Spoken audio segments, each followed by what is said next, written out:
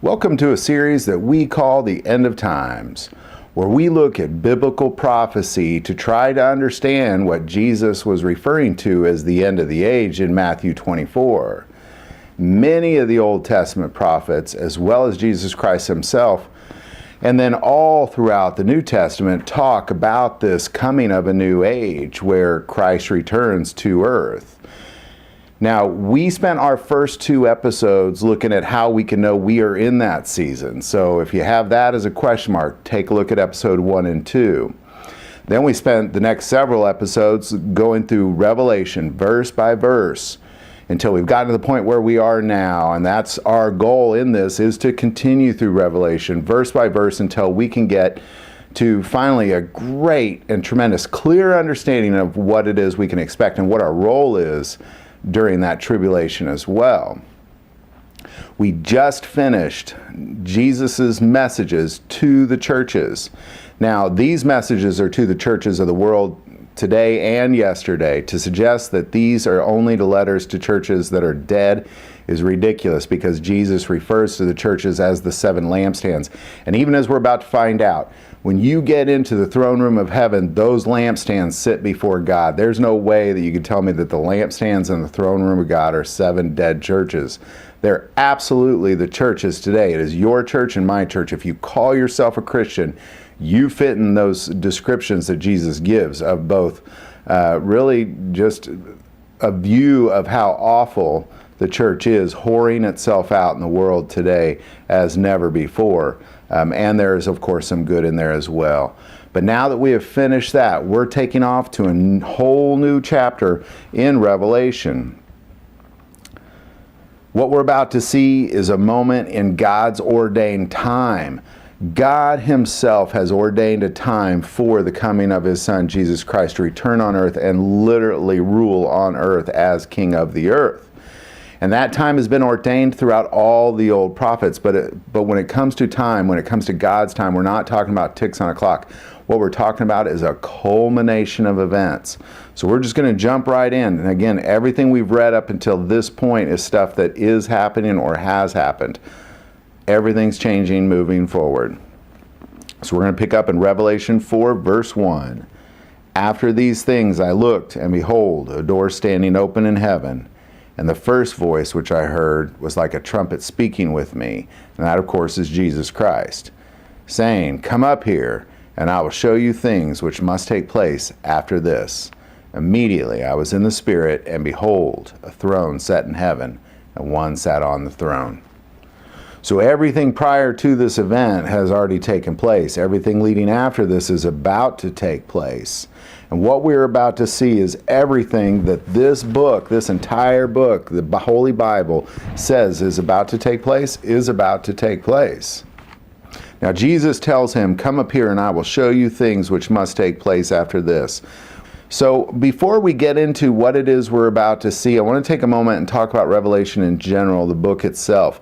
Because what we're about to see is the throne room of God and some events that will take place in the throne room of God, but those are taking place on earth as well. We're just seeing them through the view of the throne room of God.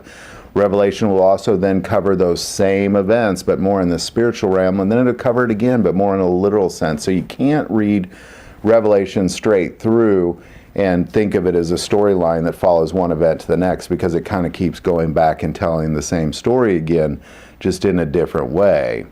But what is it that we're about to see? What is it that had to be tied up until this moment, this event, this prophetic event that God said it is sealed up until the appointed time?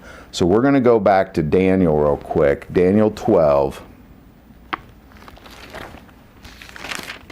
It's the very end of Daniel.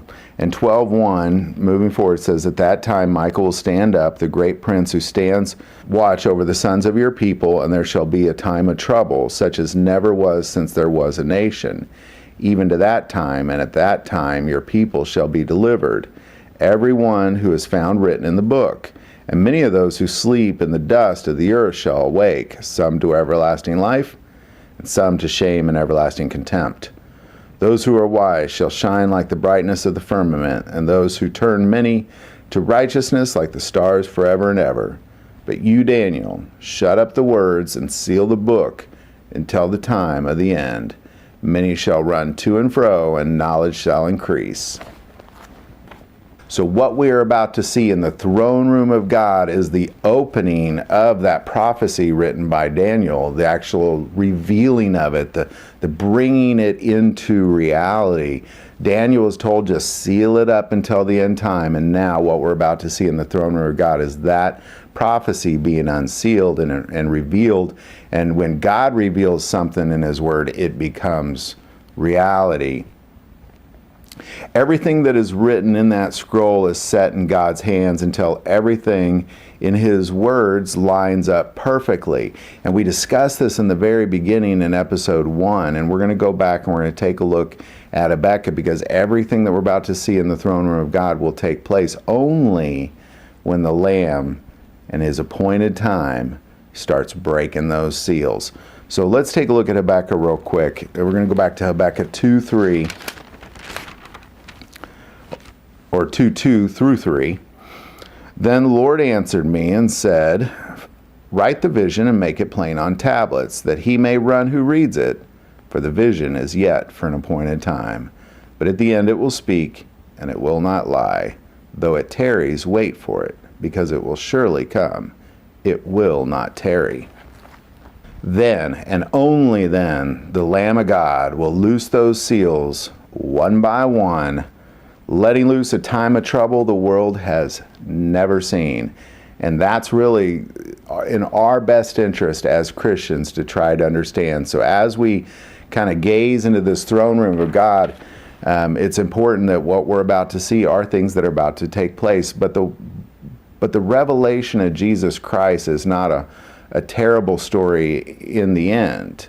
The revelation of Jesus Christ is really a time of trouble where people's essentially their strength and their courage and their tenacity are tested.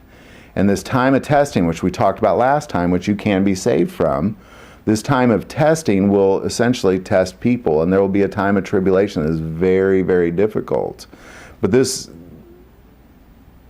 incredibly difficult time ends with one of the most beautiful endings in the world, that you reign on earth, literally here on earth with Jesus Christ. It's a beautiful story. So as we watch these seals be broken one by one, and what the Bible has said is about to let loose on the earth is then let loose, it's very important as Christians. We have a huge role and a huge responsibility in that.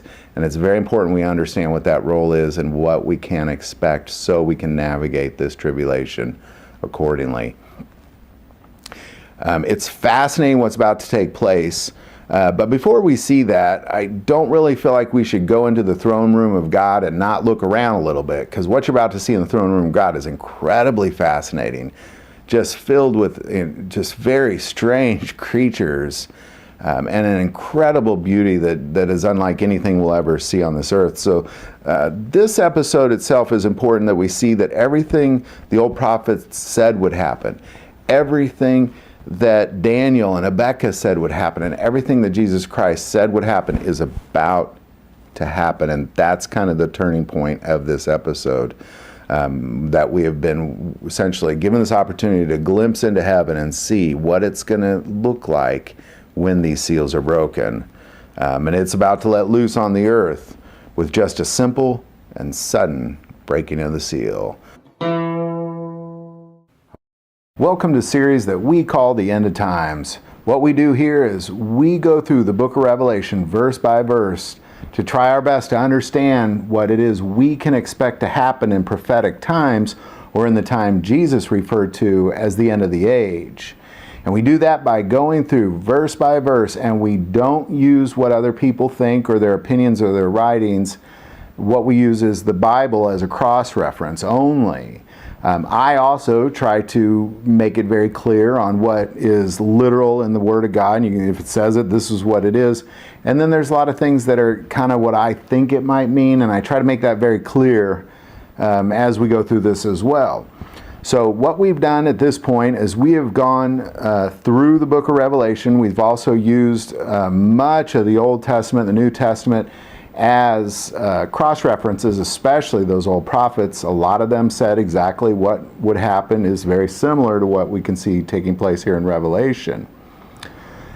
And we've gotten through chapters 1, 2, and 3, and roughly what's taken place there is Jesus Christ has shown himself to John, and then he had messages to the churches, some good, but a lot of bad. The reason the churches are so important is because the revelation of Jesus Christ is the revelation of his second coming, the end of the age. Essentially, it's a new age when he returns and rules on earth, and a lot takes place during that tribulation time, and he comes for his bride, the church. So a lot of this has to do with the church. So we had a lot to say to the church, and I recommend also that you go back and watch episodes 1 through 15, because there's a lot of things that just might not make sense as we move forward, but you'll definitely get a lot out of it regardless. But I do recommend you go back and watch the other ones. So we're going to pick it up in 4.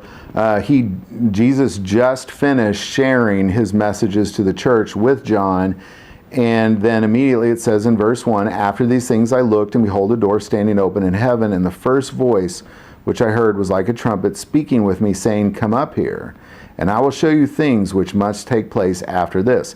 And we went over that last week. What he's saying is that just like when the angel told Daniel to seal up that scroll, there were some things that must take place. And these things are about to be revealed.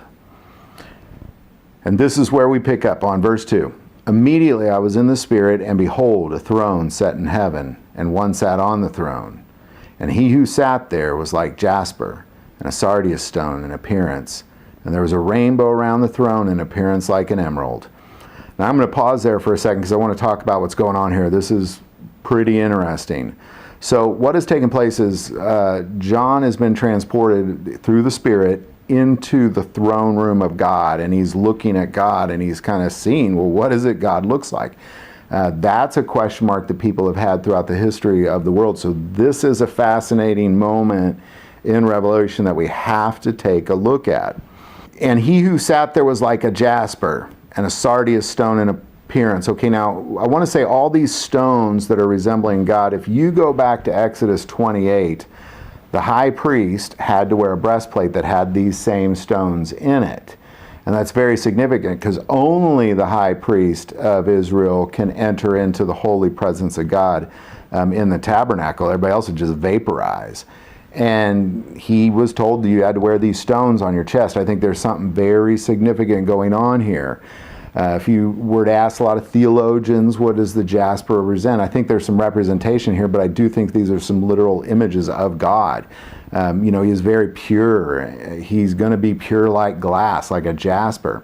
A sardius stone, the word sardius, I don't like that word. I use the New King James Version here. I always, this is another debate. I always go back to the original King James Version to get kind of originally what was the translation. But when in doubt, there's Greek text too. You can go back and see what the word means. But sardius is essentially a stone that is red. Now that's a big speculation as well, because in the breastplate it was rubies that were there, as well as cardians. And these are pure red. Now God's color of red is representative of his love and his sacrifice. So he's just this pure, crystal clear image that is then shaded by this red, by this pure red love. And it's really kind of an awesome image there. But we'll go on. "And there was a rainbow around the throne in appearance like an emerald." Now an emerald again is also in the breastplate. Now this rainbow around him. Now, we all know how rainbows work. I was watering my garden the other day, and the sun was shining through the hose, and me and my wife just stared at this perfectly round rainbow, and it's pure light breaking through moisture is what causes a rainbow, and it's those things are then reflecting. So there's this just pure light. Now, God is pure light. Darkness cannot exist in the light, and this is just a representation of that. Now, I do want to also say, if you go to Revelation 10:1, there's a point there. We're not jumping to 10:1. I'm just going to bring up this point, is that a mighty angel shows up, and he starts breaking out some bad stuff on the earth and bowls of judgment. but he's described as having a rainbow around his head. The light of God shines through the firmament of his creation. And that's why when something representing God or God himself is it's just, you can just see this rainbow around it. And, you know, this is something that is very significant to this description of what God looks like. All right, let's keep going on. Oh, by the way, and also the emerald is kind of a green, it's a very crystal green stone. I've not found a lot of what this represents. However, again, in the, you know, it is also represented in the breastplate. So when God was saying, you know, hey, the high priest can come into my holy presence, there was a resemblance between the two, and we'll come back to that here in a second. I want to make take a moment and because I want to stick with what God looks like. I was getting off of it for a second, but I do want to come back to it. Another time when somebody saw stared at God. Now we're talking Jesus. We're talking God the Father, God, Yahweh. Like the only other time that took place is in Exodus 33, where God let Moses look at it. And I just want to kind of go and check that out for a second, because I think there's not a lot of times that people can look at God, and this is one of those times. So if we jump to Exodus, we're going to go to Exodus 33, 18 through 20. And he said, please show me your glory. Then he said, I will make all my goodness pass before you, and I will proclaim the name of the Lord before you. Now we're getting back to that name. So when God speaks something, it becomes reality. And we just go on and on about the references in the Bible that confirm that, and the references throughout Revelation and Genesis and all of his creation. When he speaks something into, it becomes real. And when he says he'll speak you a new name, he's speaking you into reality of what is taking place here. And he just recognized Moses by the same thing. But what he's saying is that when you see me, I will proclaim the name of the Lord before you. Meaning I'm about to become reality there in front of you there, Moses. I will be gracious to whom I will be gracious, and I will have compassion on whom I will have compassion. But he said, you cannot see my face, for no man shall see me and live. And the Lord said, here is a place by me, and you shall stand on the rock. So it shall be, while my glory passes by, that I will put you in the cleft of the rock, and I will cover you with my hand while I pass by. Then I will take away my hand, and you shall see my back, but my face shall not be seen. And then it immediately just gets into Moses rewriting the Ten Commandments, because he got mad and threw them down and crushed them earlier. So this is pretty significant. He doesn't even say what he looked like. I find that very fascinating, but it's the only other time that he's been shown. But I think it's beautiful that we get to see this. He's just this pure, beautiful crystal and red, just beaming with love and grace.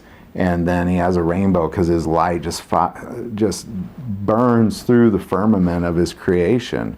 It's really pretty awesome. All right, let's go on. Revelation 4:5. Or 4:4. Around the throne were 24 thrones, and on the thrones I saw 24 elders sitting clothed in white robes, and they had crowns of gold on their heads. Okay, this is interesting. What are these 24 elders? What are they? I'm going to be real honest. I don't know what they are, and I think if anybody said they do know what they are, they're just making assumptions. What I do know about them is they're not angels. Nowhere is this word for elders ever used anywhere in the Word of God to describe an angel. Nowhere in there. More so is anything about angels described in these guys' appearance as well. These are not angels. The only promise, now they're wearing crowns, and the only promise of a crown is given to people. Revelation 2:10, which we just went over, is this moment in time where he's talking to the church, and it says, do not fear any of those things which you are about to suffer. Indeed, the devil is about to throw some of you into prison, that you may be tested, and you will have tribulation 10 days. Be faithful until death, and I will give you the crown of life. I think there's something to this. I don't know who these 24 elders are. There's only some speculation. I do believe they're people, because all their descriptions follow the same descriptions we see when describing older people. There's no other thing like that. It's either human or angels or some other, there's other creatures, but nothing like this. So there's a lot of speculation on that. I believe that these are people. All right, verse 5. And from the throne proceeded lightning, thunderings, and voices, and there were 7 lamps of fire burning before the throne, which are the 7 spirits of God. Now, we talked about, when we were in Revelation 1, what those spirits of God are. God's spirit is perfect, and there's 7 descriptions of God, and we've gone over that in the letters. We've gone over that in the first Revelation. So go back and look those up, but it's essentially saying here that they are real, they're alive, they are burning. The spirits of God are burning. Before the throne, there was a sea of glass like crystal. All right, I'm going to pause there for a second.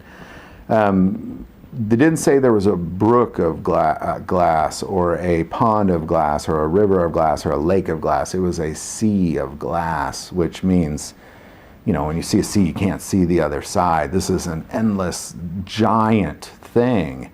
Now, what is this sea of glass? Now, there is some references as well. If we go to Revelation 15:2, and again, I don't want to just jump back and forth in Revelation. They talk about this sea of glass in there, so we're going to go to it. But I want to talk about something before we jump to 15, and that's referred to as the remnant. The Bible refers to a remnant. The Antichrist will war against the remnant. It's a chosen group of people who are standing up for God, proclaiming God. The same thing, in my opinion, and I do have some proof of that, but I know a lot of people have different views, and I can't put it into solid, but the 2 witnesses are not 2 people. They are 2 groups of people. They are the remnant. They are who wages war against. They are who the Antichrist wages war against. They are who cannot be touched. They're the ones that are performing miracle and prophesying and throwing fire at things. These are not just 2 people, just 2 old dudes that showed up and they started wreaking havoc on the earth. No, this is the remnant. And the sea of glass, I believe, represents that remnant, oftentimes in the Bible, when they talk about a sea, when creatures in Daniel were coming out of the ocean, they're coming out. What the ocean represents is it represents a multitude of people, nations and personalities and different nationalities and races. And the sea of glass, I believe, is the remnant, those who proclaim Jesus Christ till the very end and receive that crown of life. They are the remnant. So let's jump to 15:2 real quick. Revelation 15:2. Again, I don't like to jump forward, but when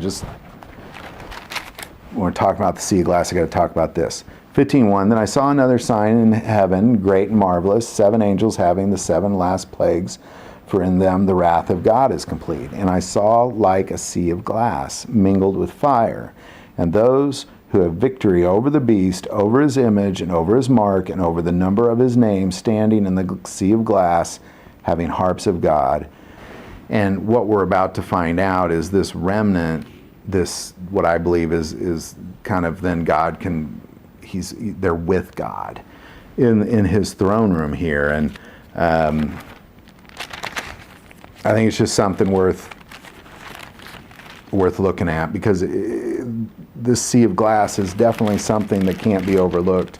It's not just some sea. It's not like God likes living by the ocean. It is definitely has to do with those who proclaim the word of God and stand up for God. And we'll go back to 6. Before the throne there was a sea of glass like crystal. And in the midst of the throne and around the throne were 4 living creatures full of eyes in front and in back. All right. So I originally, when I had planned this particular episode, I was going to go all the way through chapter 4 and stop at the breaking of the seals.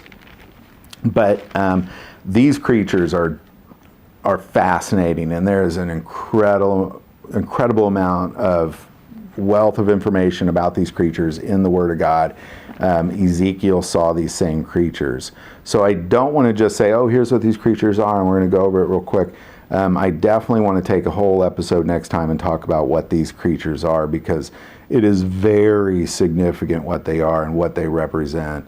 It's an incredible thing that what these strange creatures, part of God's creation, they just follow the Spirit of God everywhere it goes, and that affects me, and that affects you, and it affects heaven. And it's definitely worth talking about what these what these four creatures actually represent. If you want to check them out, go back to Ezekiel chapter 1 in the meantime and read about those four creatures, and then we're going to come back to them and we're going to talk about those four creatures on the next episode. So I hope this helps. I just really wanted, if you get a chance to look at God, you got to kind of talk about what he looks like, because there's, he told Moses, you can't look at me, and anybody that entered into his presence just vaporized, because darkness can't exist in the light. It's that simple. But he's pure. He's nothing but love and grace, and he's perfect. He's filled with these seven spirits of God, and his creation just breaks through in the form of rainbows. It's really pretty awesome. The 24 elders, again, I'm not really sure. I do believe, there's also promises of us sitting with Jesus. There may be something there. I don't know. If you know something about that, let me know. I just want to cross-reference the Bible only. I couldn't find any other reference in there. I read a lot of speculation, but that's just what it is. It's speculation. So I just kind of went to what I do know, which is that I know they're not angels. That I know. And the only promise of a crown is given to humans. So I don't know. That's kind of where I'm at. It's just, I think they're humans of some sort. And the sea of glass, I believe, represents the remnant, those who stand up against the Antichrist. And that is me, and that is you, and that's why we're taking the time to read this. So I think it's important to understand that even more. So you guys, thank you for digging through this with me. I think it's kind of awesome to look at the face of God, or at least get the description from John. I think it's a good thing he was in the Spirit, because if he was a human form, he would have vaporized. So I think the fact that he was in the Spirit when he went up there allowed him to stare at it. I think that's kind of awesome. And that allows us too, when we go to heaven, we just stare right at his face. It's our brokenness and our darkness that just vaporizes if we're humans. Welcome to a series that we call The End of Times, where we go through the book of Revelation verse by verse to try and understand what it is we can expect to happen in the prophetic time that Jesus refers to as the end of the age. And as we've gone through these episodes, we spent the first two episodes kind of going over why do we know that we're in that season and how we can know that. And then we got into Revelation chapter 1, verse 1.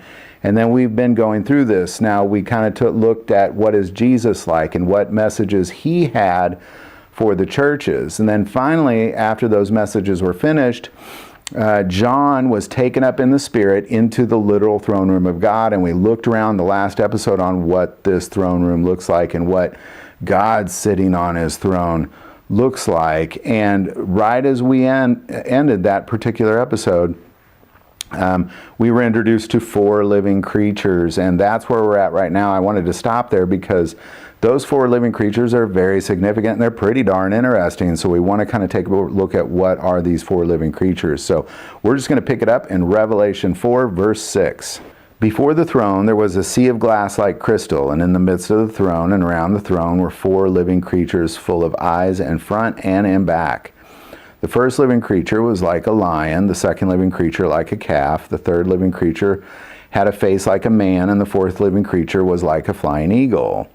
And the four living creatures each had 6 wings, were full of eyes all around and within, and they do not rest day or night, saying, Holy, holy, holy, the Lord God Almighty, who was and is to come. So what are these four living creatures? Now, let's start with the word living creature. Now, John uses the word in Greek zoa, which means a living thing. It's like it's taking something living and trying to somehow explain it. It's also similar to the word animal, and zoa is eventually where our root word zoo came from. So he's saying these are just some living creatures. They're alive. They're living. He can't quite say what they are. So he refers to them as Zoa. He also says that they have 4 different faces. One like a lion, one like a calf, one like a man, and one like an eagle. And then he says that they have eyes all around. Now, I want to pause there because the word around, all around, is kaiklathen, which is a Greek word meaning in a circle. They don't have just eyes everywhere. What it means is they have eyes in the front, the side, and the back. They have eyes all around, like in a band, also meaning completely around. And then it says they have eyes from within, and that word means coming from inside, meaning there's somehow, I'm not really sure exactly what John is seeing here, whether the eyes are inset as well, or if they're just literally coming from inside. And day and night, they never stop singing and praising the Lord. It's really pretty fantastic what it is they're doing. But what are they? And what do they do? Do they just sing? Is that what they do? Well, there's all sorts of, let's talk about what they look like first. There's all sorts of opinions on when you read a description of what something looks like to interpret what that actually looks like. And there's a lot of art that's been done with these 4 living creatures, trying to understand exactly what these are. So there's obviously going to be many opinions on what they literally look like. But there are a few other places in the Bible that give us descriptions of these creatures. This isn't the only time these 4 living creatures are mentioned. So we're going to start by going back to Isaiah 6. Isaiah was written roughly 600 years before John. And in Isaiah 6, verse 1, in the year that King Uzziah died, I saw the Lord sitting on a throne. So he is being given a glimpse in the throne room of God. High and lifted up, and the train of his robe filled the temple. Above it stood seraphim. Now, seraphim is a word to describe a symbolic creature, meaning it's another word for creature. Now, of course, Isaiah is speaking in Hebrew and not Greek, so he uses the word seraphim, which is like a symbolic creature. Each one had 6 wings, just like John's. With 2, he covered his face. With 2, he covered his feet. And with 2, he flew. And one cried to another and said, Holy, holy, holy is the Lord of hosts. The whole earth is full of his glory. So there they are. Obviously they don't stop. There they are again. And the posts of the door were shaken by the voice of him who cried out, and the house was filled with smoke. So they're just blazing up the place. Then I said, Woe is me, for I am undone, because I am a man of unclean lips, and I dwell in the midst of a people of unclean lips. For my eyes have seen the King, the Lord of hosts. Then one of the seraphim flew to me, having in his hand a live coal, which he had taken from the tongs from the altar, and he touched my mouth with it, and said, Behold, this has touched your lips, for iniquity is taken away, and your sin purged. Also I heard the voice of the Lord saying, Who shall I send, and who shall go before us? Then I said, Here am I, send me. So Isaiah is looking at the throne room of God, and what's interesting, and I want to come back to this, is that one of them took a live coal from what Isaiah refers to the altar, and he touched his lips with it, and told him his iniquity is taken away and his sin is purged. And then, of course, this is when Isaiah steps up and says, Send me, God, I will do your bidding. So that's not the only time we see it. So I think the best place, in my opinion, is Ezekiel gives a very big description of these creatures, because here, both John and Isaiah, they look into the throne room and they see the throne of God, and they see these 4 living creatures around the throne of God. Ezekiel gets really into it. And again, Ezekiel also written 570 years before John was even born. So we're going to read the entire chapter of Ezekiel 1, because that's all we talk about. This whole chapter is these 4 creatures, and I think it gives us an awesome description of what they really are. We're going to pick it up in 1 verse 3. The word of the Lord came expressly to Ezekiel the priest, the son of Buzi, in the land of the Chaldeans by the river Chebar. And the hand of the Lord was upon him there. Then I looked, and behold, a whirlwind was coming out of the north. Now, I want to pause there for a second, because when God's about to show up here, number one, if you look at the book of Job, which is the oldest book in the Bible and maybe the oldest complete text on the planet, that's how God shows up as well. And there's definitely something about which direction the winds are coming from, and we'll come back to that later. A great cloud with raging fire engulfing itself, and brightness was all around it and radiated out of its midst like the color of amber out of the midst of the fire. So here we are, coming like a blaze again. Also from within it came the likeness of 4 living creatures. And this was their appearance. They had the likeness of a man. They had a likeness of a man. Each one had 4 faces, and each one had 4 wings. Their legs were straight, and the soles of their feet were like the soles of calf's feet. They sparkled like the color of burnished bronze. Now I want to stop there for a second, because this says they each had those 4 faces, whereas in John and Isaiah describe them as having different faces. They each had a certain face, but it was different. So these are the same creatures, but why is it that he sees 4 faces? They had the hands of a man under their wings on their 4 sides, and each of the 4 had faces and wings. Their wings touched one another. The creatures did not turn when they went, but each one went straight forward.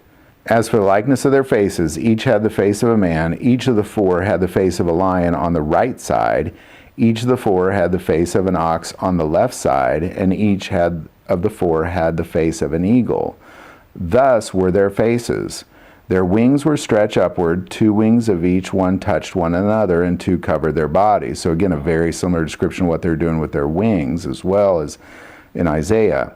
And each one went straight forward. They went wherever the Spirit wanted to go, and they did not turn when they went. So what's taking place here, and the reason that Ezekiel is seeing 4 faces and the rest of them are seeing is you have the throne of God, and it is surrounded by 4 creatures, and they're all facing in and they're all facing out with the same faces. So if you have a stationary throne room like John and Isaiah see, where it's just literally a stationary throne room, and you looked at these 4 creatures, you would see 4 different faces. What Ezekiel is seeing is it's like this burning whirlwind that's flying around him, coming from the north, and it's literally encircling him. So and it says they do not turn. So everywhere the Spirit of God goes, so everywhere this throne room of God goes, they do not turn. So if it's literally like a whirlwind, and if it's surrounding you like fire, when you see it this direction, they all have a certain face. When you see them this direction, they all have a certain face. So as it rotates around, and it is clearly moving around him, and it says that it's moving because he's describing what it's like as it moves, that then he sees the 4 faces. Let's go on. As for the likeness of the living creatures, their appearance was like burning coals of fire. Now there's that burning coals of fire again. And like the appearance of torches, fire was going back and forth among the living creatures. The fire was bright, and out of the fire were lightning, and the living creatures ran back and forth in appearance like a flash of lightning. Now as I looked at the living creatures, behold, a wheel was on the earth beside each living creature. Now this wheel is pretty interesting. We're going to spend a little bit of time on this. We can probably talk about this wheel all day. But ultimately, what I believe is, he says the appearance of the wheel and their works was like the color of beryl. So he talks about the word appearance here is another word for workmanship. It's clearly some sort of creation. God created his throne room, and God created whatever this thing is. And it's clearly something that it's flying around him like a whirlwind. And what I believe is taking place is this is the throne room of God moving about the earth, and God's kind of describing what this throne room looks like as it's not up in heaven, it's moving around him. When they went towards any one of 4 directions. They did not turn aside when they went. As for their rims, now it's kind of around their head, they were so high, they were awesome, and their rims were full of eyes all around the 4 of them.